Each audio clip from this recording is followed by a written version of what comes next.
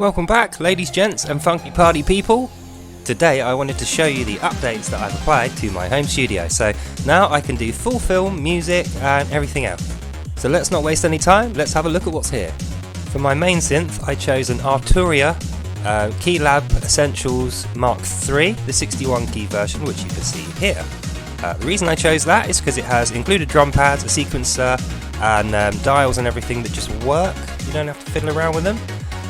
So yeah, on top of that I've got a Donna B1 synth keyboard at the top there, above my big keyboard. So that will come in handy for those bass beats.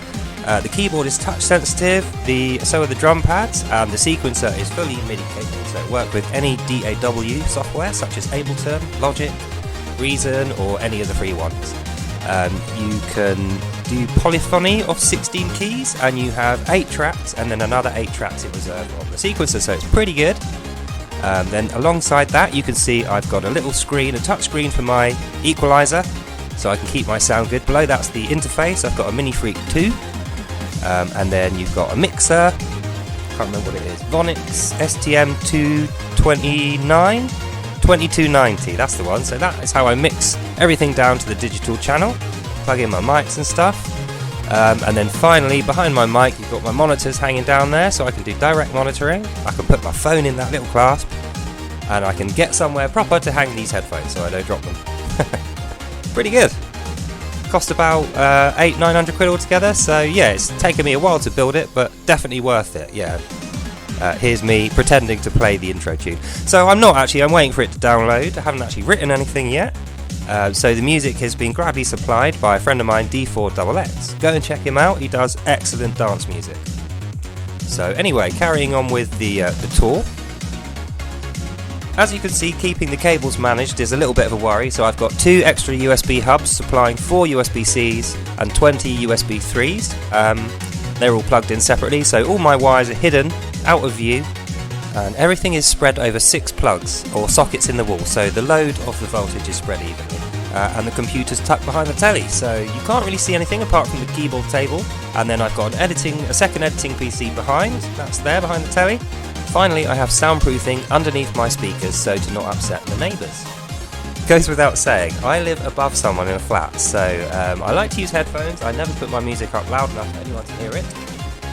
I did do when I was young. I know it's fun and it's freeing and everything else, but you know, adults, we think of our neighbours first and we don't want to deafen them, so unfortunately they don't get the joy of my crap music production, especially in the half done stage. I keep things quiet for them, and so should you.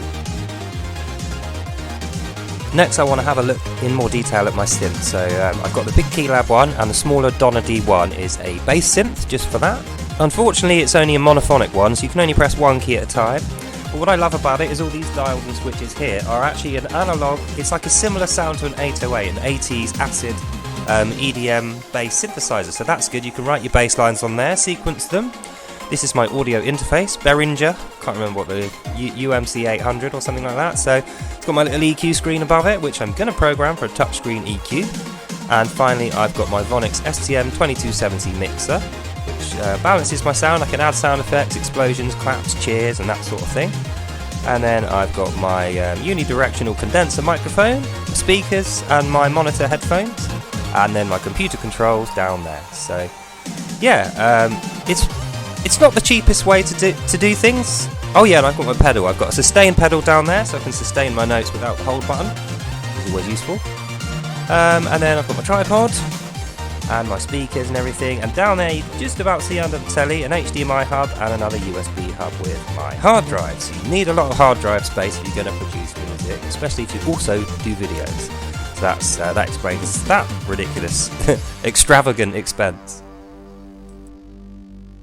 Technically you don't need a mixer and an audio interface. You can technically just get away with using one or the other, but I like to use both, principally because the mixer has got 4 channels and the interface has got 4 channels, so altogether I've now got 8 true channels.